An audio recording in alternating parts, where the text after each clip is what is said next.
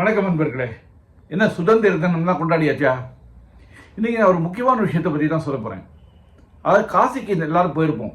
காசிக்கு போனால் காசி விஸ்வநாதர், அன்னபூர்ணி விசாலாட்சி, டுண்டி விநாயகர், அப்புறம் காசியோட காவல் தெய்வம் காலபைரவர், இவங்களெல்லாம் தரிசனம் பண்ணிட்டு வந்திருப்போம். இதே காசியில் இன்னொரு பைரவர் இருக்கார். அந்த பைரவர் பேர் தண்டபாணி பைரவர்னு பேர்.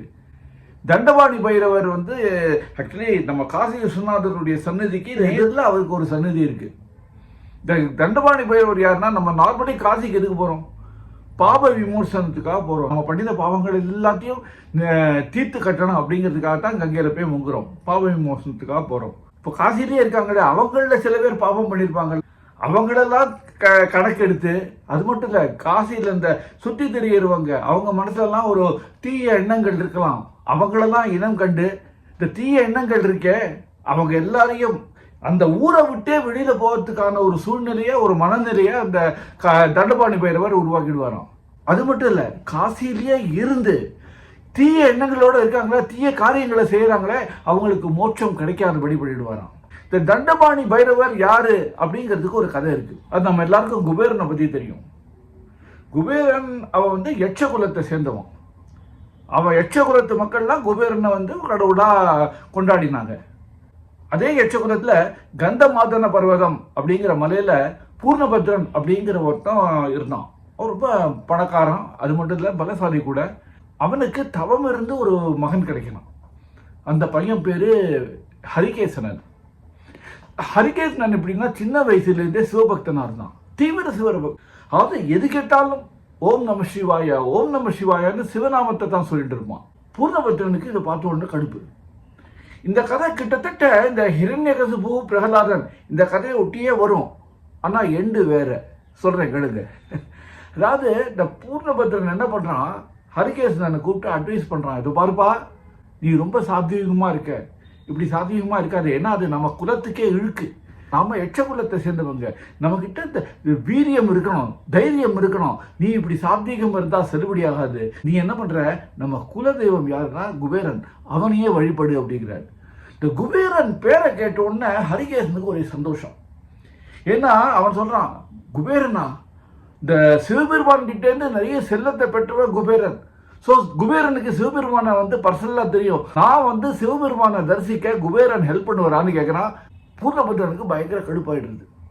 இவன் நமக்கு லாயக்கப்பட மாட்டான். ஏன்னா எதிராக யார் செயல்படுறாங்களோ அவங்க பாவத்தை சேர்ப்பார்கள் அப்படின்னு இந்த குறிப்புகள்லாம் இருக்கு. அதை பூர்ணபத்ரன் ரொம்ப தீவிரமாக நம்புறான். அதனால என்ன சொல்றான், அந்த பையனை பார்த்து, நீ நம்ம குலத்துக்கு சரிப்பட மாட்ட. வழக்கமாக இந்த பிரகலாதன் ஹிரண்யன் கதையில் என்ன ஆகுது, ஹிரண்யன் பிரகலாதனை கொல்லறதுக்கு ஆர்டர் பண்ணுறான். ஆனால் இங்கே ஒரு சின்ன ட்விஸ்ட். பூர்ணபத்ரன் என்ன பண்ணுறான், கொல்லறதுக்கு தான் ஆர்டர் பண்ணல. இவ்வாறு நீ நம்ம குலத்துக்கு சரிப்பட்டு வர மாட்டேன், நீ என்ன சொன்னாலும் கேட்க மாட்டேங்கிற. அதனால என்ன பண்ண, இப்படி ஒரு பிள்ளை இருந்ததையே நான் மறந்துடுறேன், நீ கண்காணாத இடத்துக்கு போயிடேன், தயவு செஞ்சு முன்னால் நிற்காதே அப்படின்னு சொல்லிடுறான் அந்த பையன்ட்ட. ஹரிகேசனும் சரி, அப்பாவே சொல்லிட்டார், நான் என்ன பண்ண முடியும் அப்படின்னு சொல்லிட்டு அந்த ஊரை விட்டு போயிடுறான். அப்படியே போய் போய் போய் காசி மாநகர் அடையலாம். காசி மாநகரில் உட்காந்து தவம் பண்ணுறான். சிவனை பிரார்த்தனை பண்ணிட்டே அவன் தவம் பண்ணுறான். 1000 தேவ வருஷங்கள் அப்படின்னு நொடி போயிட்டு கலந்து போச்சு. அவனை சுற்றி பெரிய புற்று, அந்த புற்றில் பெரிய பாம்பு இருக்குது, தேள் இருக்குது, எல்லாம் இருக்குது. அவன் பாட்டுக்கு தவம் பண்ணிட்டு இருக்கான். ஒரு கட்டத்துக்கு மேலே சிவபெருமான் அருள் பாலிக்கிறார். அவர் நேரம் அந்த புற்றை லேசாக தொடர்றார். புற்று விலகி போகிறது.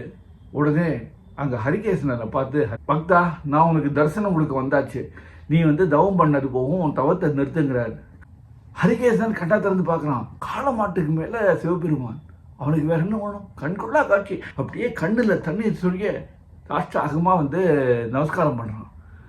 அப்போ சிவபெருமான் சொல்கிறார், இது பாரு, உனக்கு இதுவரை யாருக்குமே கொடுக்காத ஒரு வரத்தை கொடுக்குறேன், என்ன வரம் வேணும் கேளுன்னு ஒன்று இவன் சொல்லலானா. ஹரிகேசன் சொல்கிறான்னா, எனக்கு வேற எந்த வரணும் வேண்டாம், எனக்கு அழியாத உடலை வேணும்.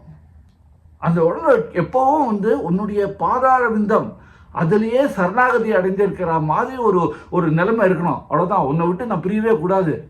எப்படி லக்ஷ்மணன் ராமருடைய கடைசி காலத்தில் கேட்டு ஒரு மரமாக இருந்தானோ அதே மாதிரி இப்போ இவன் கேட்கறான், இப்போல எனக்கு உன்னை விட்டு நான் பிரியவே கூடாது அப்படின்னு ஒன்று சிவன் யோசிக்கிறார். சரி, கவலைப்படாத. உனக்கு நான் வந்து இந்த வரத்தை கொடுக்கறது மட்டும் இல்லை, ஒரு டியூட்டியை கொடுக்குறேன் உனக்கு அப்படின்னாரான். இவன் தாராளமாக நான் ஏற்றுக்கிறேன், என்ன பண்ணணும் சொல்லுங்க அப்படின்னு ஹரிகேசன் கேட்குறான். இனிமேல் இந்த காசி கஷேத்திரத்தை அட்மினிஸ்ட்ரேட் பண்ண போகுது நீ தான். ஏன்னா இவங்களுக்கு வந்து இங்கே இருக்கிறவங்களுக்கு நல்லது நடக்கணும், நன்மை பண்ணணும், முக்கியமாக அன்னதானம் பண்ணணும். இது தடங்கல் இல்லாமல் பார்த்துக்க வேண்டியது உன் பொறுப்பு. அது மட்டும் இல்லை, உனக்கு நான் 2 அசிஸ்டண்ட்டை தரேன், உத்பிரமன் சத்பிரமன். அவங்களுக்கு ஒரு தனி சக்தி இருக்கும். தீய எண்ணங்களோட யார் இருக்காங்களோ அவங்கள அந்த நகரத்தை, காசி மாநகரத்தை விட்டு வெளியேறும்படியான ஒரு மனநிலையை உருவாக்கும் சக்தி இருக்குன்னு. அந்த சக்தி இந்த 2 அசிஸ்டன்ஸ் மூலமாக தான் நடக்கும். அந்த 2 அசிஸ்டன்ஸும் அவங்க மனசுக்குள்ளே புகுந்து அந்த எண்ணத்தை உருவாக்கிடுவாங்க.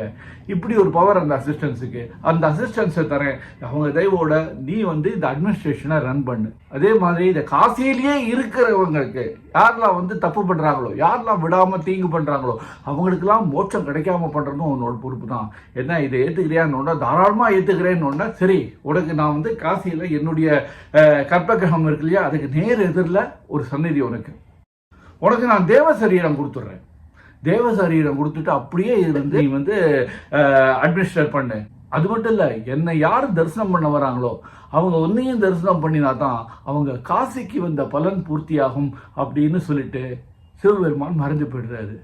அன்னியிலேருந்து இன்னி வரைக்கும் இந்த காசி ஸ்தலத்தை அட்மினிஸ்ட்ரேட் பண்ணிட்டு வருது அது வேற யாரும் இல்லை, இந்த தண்டபாணி பைரவர் தான். காசிக்கு போகிறவங்க தண்டபாணி பைரவரை அவசியம் தரிசனம் பண்ணணும். இந்த இன்ஃபர்மேஷன் நான் சமீபத்தில் தான் படித்தேன். நான் காசிக்கு போன போது கால பைரவரை தரிசனம் பண்ணேன், தண்டபாணி பைரவரை தரிசனம் பண்ணினேனா இல்லையான்னு எனக்கு ஞாபகம் இல்லை.